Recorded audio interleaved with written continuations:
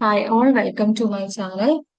ഇന്ന് ഡിസ്കസ് ചെയ്യാൻ പോകുന്നത് കൺസ്യൂമർ ബിഹേവിയറിനെ കുറിച്ചാണ്. ഇതുവരെയും ചാനൽ സബ്സ്ക്രൈബ് ചെയ്യാത്തവരാണെങ്കിൽ സബ്സ്ക്രൈബ് ചെയ്ത് സപ്പോർട്ട് ചെയ്യാം. എന്താണ് കൺസ്യൂമർ ബിഹേവിയർ എന്ന് നോക്കാം. Consumer behaviour refers to the decision making process of individuals or households regarding how to allocate their income among different goods and services to maximise satisfaction.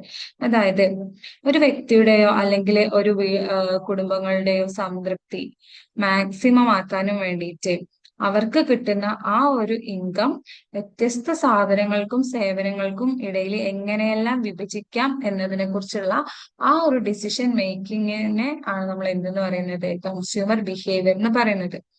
ആ ഒരു പ്രക്രിയയാണ്. അതായത് അവർക്ക് കിട്ടിയിട്ടുള്ള വരുമാനം എത്രത്തോളം ഗുഡ്സിനും സർവീസസിനും വേണ്ടിയിട്ട് ഉപയോഗിക്കണം എന്ന് ആ ഒരു വ്യക്തിയോ അല്ലെങ്കിൽ ആ ഒരു വീട്ടിലുള്ള ആളുകളോ ഡിസിഷൻ എടുക്കുന്ന ആ ഒരു പ്രോസസ്സിനെയാണ് നമ്മൾ എന്തെന്ന് പറയുന്നത്, കൺസ്യൂമർ ബിഹേവിയർ എന്ന് പറയുന്നത്. എക്സാമ്പിൾ പറയുകയാണെങ്കിൽ നമുക്കിപ്പോ ഒരു 500 രൂപ കിട്ടി. ഈ 500 രൂപ എങ്ങനെയെല്ലാം നമ്മൾ ചെലവാക്കണം, നമുക്ക് എങ്ങോട്ടൊക്കെ പോകണം, ഹോസ്പിറ്റലിൽ പോകണമെങ്കിൽ അതെന്തിൽ വരും, നമ്മൾ ഈ ഗുഡ്സ് ആൻഡ് സർവീസസ് അതൊരു തരത്തിലൊരു സർവീസ് അല്ലേ. അപ്പൊ ഹോസ്പിറ്റലിൽ പോകണമെങ്കിൽ ഒരു 150 രൂപ അങ്ങോട്ടേക്ക് പോകാൻ മാറ്റി വെക്കാം.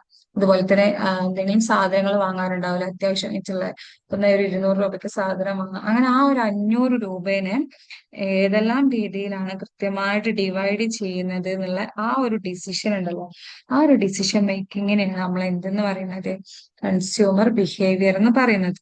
അപ്പം ആ ഒരു ഡിസിഷൻ എടുത്തു കഴിഞ്ഞാൽ ആ കൺസ്യൂമർക്ക് മാക്സിമം സാറ്റിസ്ഫാക്ഷൻ ലഭിക്കും വേണം. അതായത് അയാൾ എടുക്കുന്ന ആ ഒരു ഡിസിഷനിൽ അയാൾ എന്തായിരിക്കണം, സാറ്റിസ്ഫൈഡ് ആയിരിക്കണം, സംതൃപ്തനായിരിക്കണം.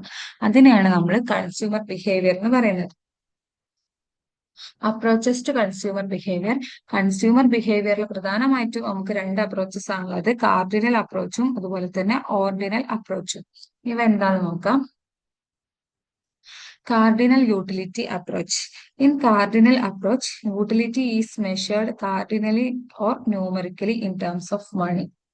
അതായത് ഈ കാർഡിനൽ അപ്രോച്ചിനകത്ത് പറയുന്നത് എന്താന്ന് വെച്ചാൽ, നമ്മൾ പറഞ്ഞല്ലോ നമ്മളിപ്പോ ഒരു സാധനത്തിന് ഇത്ര രൂപ ചെലവാക്കി കഴിയുമ്പോൾ നമുക്ക് അതിൽ നിന്നും കിട്ടുന്ന ഒരു സംതൃപ്തി ഇല്ലേ, ആ സംതൃപ്തിനെ മണിയുടെ ടേമില് നമുക്ക് അളക്കാൻ പറ്റും എന്നാണ് ഈ കാർഡിനൽ യൂട്ടിലിറ്റി അപ്രോച്ചിൽ പറയുന്നത്. നമുക്ക് കിട്ടുന്ന സംതൃപ്തി ഉണ്ടല്ലോ, ആ സംതൃപ്തിനെ നമുക്ക് മെഷർ ചെയ്യാൻ പറ്റും, അളക്കാൻ പറ്റും. എങ്ങനെ? മണിയുടെ ടേംസിൽ, പൈസയായിട്ട്. അതായത് ഇത്ര എമൗണ്ട് നമുക്ക് സാറ്റിസ്ഫാക്ഷൻ കിട്ടി, അങ്ങനെ അളക്കാൻ പറ്റുന്നതാണ് കാർഡിനൽ യൂട്ടിലിറ്റി അപ്രോച്ച് പറയുന്നത്. ഇത് ഇൻട്രൊഡ്യൂസ് ചെയ്തത് ആരാണ്? ആൽഫ്രഡ് മാർഷൽ ആണ്. The consumer is not only knows which one is preferred but also by what amount. അതായത് കൺസ്യൂമർക്ക് അറിയില്ല ഏതാണ് പ്രിഫർ ചെയ്തതെന്നുള്ളതിനെക്കാട്ടിലും കൂടുതൽ എത്രത്തോളം എമൗണ്ട് ചെലവാക്കി എന്നുള്ളതാണ് കൂടുതലായിട്ടും ഈ കാർഡിനൽ യൂട്ടിലിറ്റി അപ്രോച്ചിൽ കൺസ്യൂമർക്ക് മനസ്സിലാവുന്നത്. ഇതിന്റെ അസംഷൻ എന്ന് പറഞ്ഞാൽ consumer is rational. Consumer is rational, ഒരു റാഷണൽ ആയിരിക്കണം എന്നാണ് ഇതിന്റെ മെയിൻ അസംഷൻ. റാഷണൽ എന്ന് പറഞ്ഞാൽ എന്താ? മാക്സിമം സാറ്റിസ്ഫാക്ഷൻ ലഭിക്കുന്നതിന് വേണ്ടിയിട്ട് എങ്ങനെയെല്ലാം നമ്മൾ കാര്യങ്ങൾ ഉപയോഗിക്കും അല്ലെങ്കിൽ എങ്ങനെയെല്ലാം നമ്മൾ യൂട്ടിലൈസ് ചെയ്യുന്നു എന്നുള്ളതാണ് ഒരു റാഷണൽ എന്ന് പറയാം. റാഷണൽ എന്ന് പറഞ്ഞാൽ അത്യാവശ്യം നല്ല എന്താ കാര്യത്തെ കുറിച്ചെല്ലാം നല്ലോണം അറിവുള്ള ആ ഒരു വ്യക്തിയെ നമ്മൾ എന്താ പറയാ, റാഷണലായിട്ട് ചിന്തിക്കുന്ന,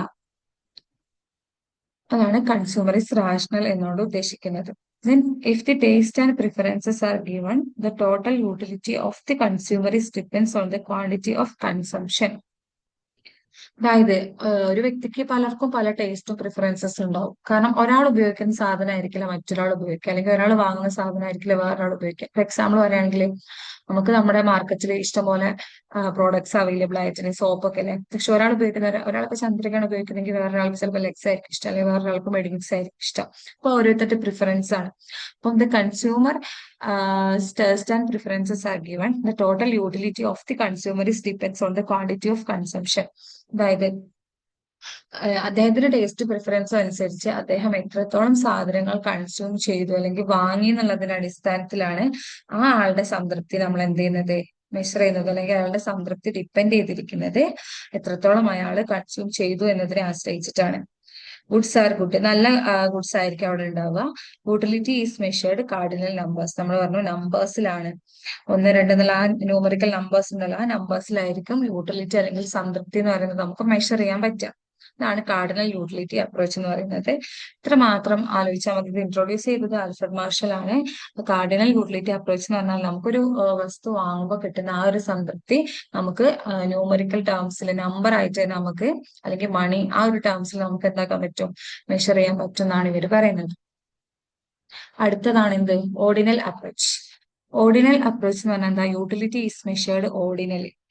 അതായത് ന്യൂമറിക്കൽ ആയിട്ട് അല്ലെങ്കിൽ നമ്പർ ആയിട്ട് നമുക്ക് ഒരിക്കലും യൂട്ടിലിറ്റി മെഷർ ചെയ്യാൻ പറ്റില്ല എന്നാണ് ആര് പറയുന്നത്, ഹിഗ്സും അലനും ട്ടോ. ഹിഗ്സും അലനും ആണ് ഓർഡിനൽ അപ്രോച്ച് ഇൻട്രൊഡ്യൂസ് ചെയ്തത്. അപ്പൊ ഹിഗ്സിന്റെ അല്ലെങ്കിൽ അഭിപ്രായത്തില് കാർഡിനൽ യൂട്ടിലിറ്റി പോലെ ഒരിക്കലും നമുക്ക് നമ്മളെ യൂട്ടിലിറ്റി അല്ലെങ്കിൽ നമ്മുടെ ആ സംതൃപ്തി നമുക്ക് മെഷർ ചെയ്യാൻ പറ്റില്ല.